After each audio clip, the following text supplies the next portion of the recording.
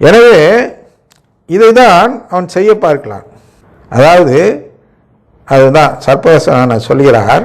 அதாவது தன்னை நேசிப்பவர் யார் என்று கண்டறிந்து அவர்களுக்கெல்லாம் நம் எஜமான் தன்னுடைய சொத்துக்கள் அனைத்தையும் கடவுளின் தெய்வத்தன்மை அனைத்தையும் பிரித்து கொடுக்க திட்டமிட்டுள்ளார்.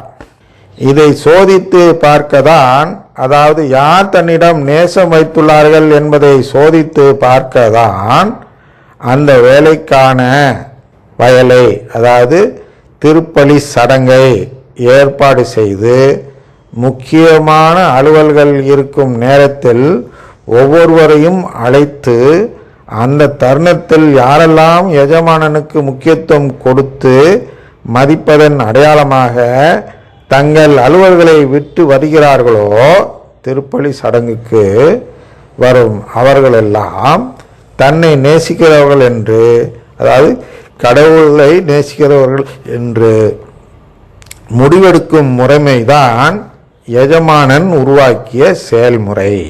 புரியுதா? இந்த செயல்முறை பற்றி பேசணும் அல்லவா? இது கண்டுபிடிக்க வேண்டும் யாரெல்லாம் நேசிக்கிறார்கள். அப்போ முக்கியமான நேரத்தில் இப்போ கூட பிரேக் விடுறதா, டீ சாப்பிட்றதா, கிளாஸ் வைப்பதா என்று உங்கள் மனதில் இரண்டு விதமான சங்கடம் ஓடிக்கொண்டிருக்கும். டைலமா என்று சொல்கிறோம். இதுவா அதுவா என்று கேட்கிறோம் அல்லவா? அதுதான் சாத்தானுடைய சோதனை.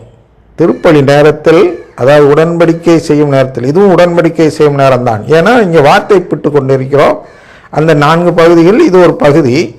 இந்த உடன்படிக்கையை கெடுப்பதற்காக நமக்கு வேறு முக்கியமான நிகழ்வுகளெல்லாம் அங்கே கொடுத்து கொண்டிருப்பான். உங்களுக்கு வரவிடாமல் கூட வேறு நிகழ்ச்சிகள், முக்கியமான நிகழ்ச்சிகளை காட்டி இதை வைக்க விடாமல் தடுக்க பார்ப்பான். அப்போ நாம் அதை மீறி வந்தால் கடவுளுக்கு முக்கியத்துவம் கொடுக்கிறோம். அதன் மூலம் கடவுள் என்ன செய்கிறார் என்றால், அவர்களெல்லாம் தன்னை நேசிக்கிறவர்கள் என்று, கடவுளை நேசிக்கிறவர்கள் என்று முடிவெடுக்கும் முறைமைதான் இந்த முறைமை. அதான் எஜமானன் உருவாக்கிய செயல்முறை. எனவே இந்த செயல்முறைக்கு உட்படுவோர் மட்டுமே எஜமானனை நேசிப்பவர்கள் ஆவார்கள். அதனால்தான் சொல்கிறேன், நீ யாரு? அருங்கொடை இயக்கம் வேறொரு முறைமையை, செயல்முறையை உருவாக்கி கொள்ளாதே. துதிப்பாடி முகஸ்துதி செய்து கொடைகள் கேட்பது என்பது அவருடைய உறவு கேட்கும் செயல்முறை அல்ல. இன்னைக்கு குருக்களாக இருக்கக்கூடிய நீங்கள் நாளை ஆயர்களாக மாறலாம். அப்போ ஆயர்களாக இருக்கும்போது அந்த அருங்கொடை இயக்கத்தை இப்படி பார்க்க வேண்டும். அது உறவு கேட்கும் செயல்முறை அல்ல.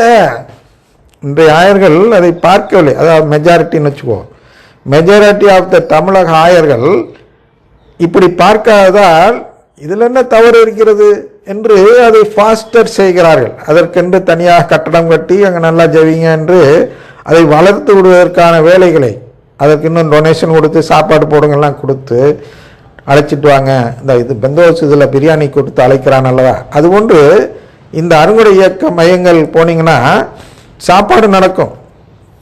ஃப்ரீ இல்லைன்னு தான் சொல்லுவாங்க. 10 ரூபா வாங்கிட்டு 100 ரூபாய்க்கு சாப்பாடு போடுவாங்க. அதுக்காக ஓடுறாங்க மக்கள். ஞாயிற்றுக்கிழமை அங்கே ஃபங்க்ஷன் நடக்கும்போது ஓடுவார்கள். அப்போ இந்த மாதிரி செய்கிறது என்ன அப்படின்னா, அதில் ஏதோ ஒன்று இருக்கிறது என்று நம்புகிறார்கள். இல்லை. ஏன்னா இப்படி பார்க்க வேண்டும். உறவு கேட்கும் செயல்முறை அருங்கொடை இயக்க ஜெபம் அல்ல. உறவு கேட்கும் செயல்முறை என்பது எது? சாக்ரமெண்ட்ஸ், திருவருட்சாதனங்கள் தான் கடவுளிடம் உறவு கேட்கும் செயல்முறை. அப்படி பார்த்தால் அருங்கொடை இயக்க ஜெபம் ஒரு அற்பமான ஜெபமாக நமக்கு தெரியும். அதன் மூலம் அதை நிறுத்தலாம். நிறுத்த வேண்டிய கடமை உங்களுக்கு வரும். அந்த நிலை ஆயர்களாக மாறியதும், இந்த மேய்ப்பு நிலைக்கு மேலுள்ள மேய்ப்பு நிலைக்கு சென்றதும் அந்த கடமை உங்கள் கையில் வந்துவிடும். எனவே அந்த முறையை கைவிட்டு விட்டு வேலை செய்து, அதாவது திருப்பலிக்கு சென்று பெறக்கூடிய உண்மையான கொடைகளை பெறும், அதாவது ஃபீலியல் உறவை பெறும் முயற்சியில் ஈடுபடுவதன் அடையாளமாக இந்த புதிய அழைப்பின் ஏற்பாட்டை, அதே புதிய ஏற்பாட்டின் நற்செய்தியை மதித்து எஜமானன் பணித்த வேலைக்கு, அதாவது திருப்பலிக்கு அந்த நம்பிக்கைக்குள், நற்கருணை நம்பிக்கைக்குள் வா என்று அழைப்பு கொடுத்தார் சர்ப்பரசநாதர். அதற்கு அருள்மொழிநாதன் என்ன சொன்னான் என்றால், நான் நேரடியாக எஜமானின் தொடர்புடையவன், எனக்கும் அவருக்கும் இடையில் சர்ப்பரசாதநாதர் என்ற தூதன் தேவையில்லை. அதாவது எனக்கும் அவருக்கும் இடையில திருச்சபை தேவையில்லை, எனக்கும் கடவுளுக்கும் இடையே சிசிசியின் வழக்கம் தேவையில்லை. அதான் அங்கே பிரச்சனை. இதுதான் இவர்களுடைய எண்ணம்.